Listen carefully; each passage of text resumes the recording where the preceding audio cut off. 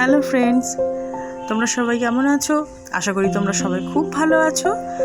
আমাদের এখানে আজকে একটু ঠান্ডা হাওয়া দিচ্ছে, বৃষ্টি তেমন হয়নি যদিও, কিন্তু বেশ ঠান্ডা হাওয়াতে বেশ ভালো লাগছে ওয়েদারটা।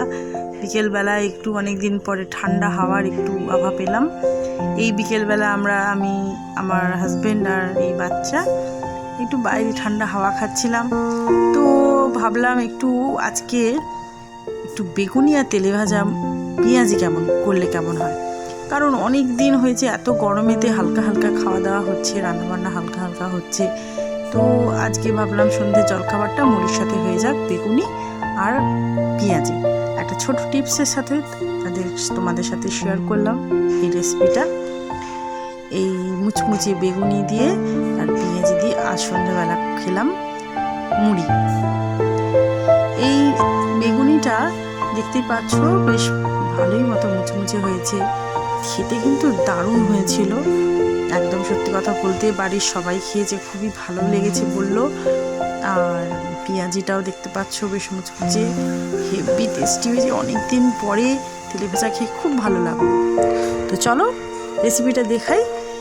এই কি লেগেছে বুঝতেই পারছো, বেগুনি ভাজবো, বেসন তো লাগবেই। প্রথমে বাটিতে নিয়ে নিলাম বেসন, যতটা পরিমাণ বেগুন কেটেছি সেই পরিমাণে বেসন নিলাম। সাথে দিয়ে দেবো একটু চালগুড়িটা দিলে বেশ মুচমুচে হয়। আর দেবো সাথে লঙ্কা গুঁড়ো, হলুদ গুঁড়ো, আর লঙ্কা গুঁড়োটা যে যা ঝাল মতো। এটা হচ্ছে পোস্ত দিলাম, পোস্তটা দিলে একটু বেশ টেস্টও ভালো হয়, মুচমুচে হয়। আর দিলাম কালো জিরে, চিনি, আর দেবো নুন।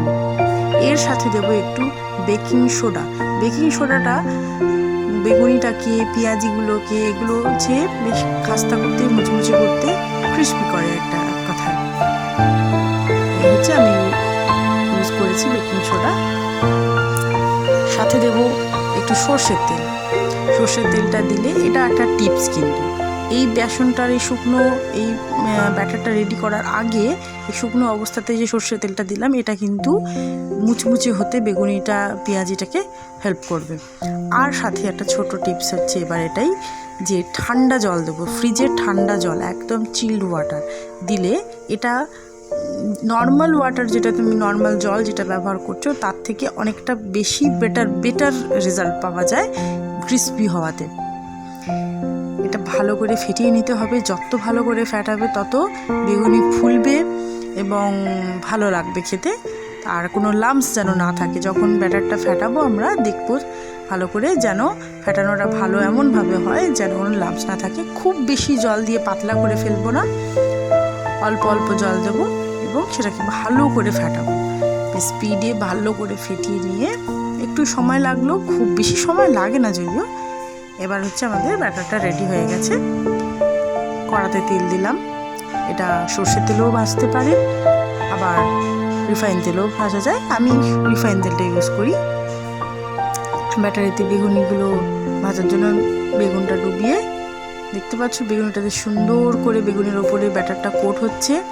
এক্সট্রা ব্যাটারটা ঝরিয়ে নিচ্ছি, ঝরিয়ে নিয়ে একদম গরম ডুবো তেলেতে বেগুনগুলো ছেটে দিলাম।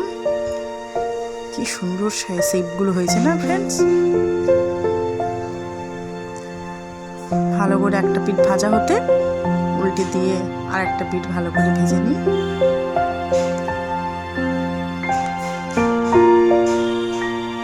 একটু মাঝে মাঝে উল্টে পাল্টে দিতে হবে, না হলে একটা পিঠ বেশি পুড়ে যাবে, বেশি লাল হয়ে যাবে, ভাজা হয়ে যাবে।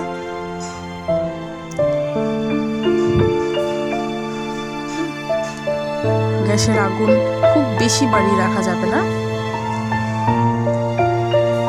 ফ্রেন্ডস, বেগুনিগুলো ভাজা হয়ে গেছে। এবারে আস্তে করে ছান্তায় করে তুলে সাবধানে করবেন যাতে হাতে তেল ছিটে না যায়।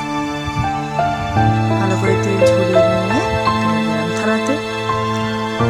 ফ্রেন্ডস, আমার চ্যানেলটাকে প্লিজ সাবস্ক্রাইব করবেন।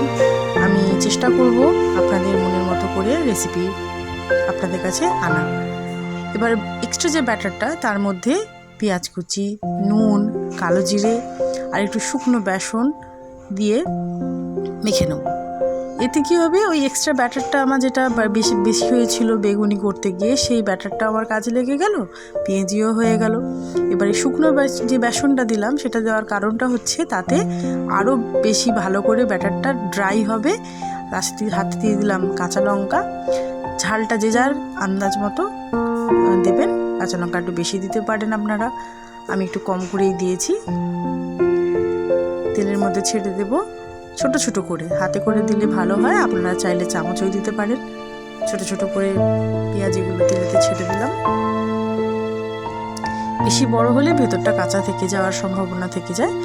আঁচটা কম করে, যতটা আপনাদের কড়াতে তেল দিয়েছেন ততটা পরিমাণে বুঝে দেবেন, অতিরিক্ত অনেকটা চাপিয়ে দেবেন না, তাহলে উল্টাতে অসুবিধা হবে। পেঁয়াজের একটা দিক ভাজা হয়ে গেছে, এবারে উল্টে আর একটা দিক ভেজে নেব। একটু বেশি লাল লাল করে ভাজলে ভালো হয়, তবে খুব বেশি লাল হওয়ার আগে কড়া থেকে তুলে নিতে হবে। তার কারণ গরমে পেঁয়াজিগুলো তুলতে তুলতে পরের লাস্টে যেগুলো তুলি তখন কি হয়, সেগুলো একটু বেশি ভাজা হয়ে যায়, কড়া হয়ে গেলে একটু তেতো স্বাদ লাগে, সেটা ভালো লাগে না কারোরই। পেঁয়াজিগুলো ভাজা হয়ে এসেছে, এবারে এগুলোকে আস্তে করে উল্টে পাল্টে দিয়ে এবারে ছান্তায় করে তুলে নেব।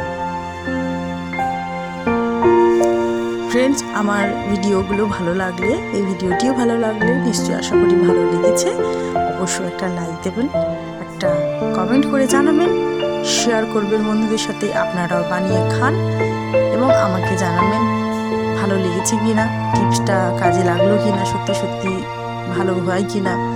অবশ্যই ভালো হবে। Bye bye.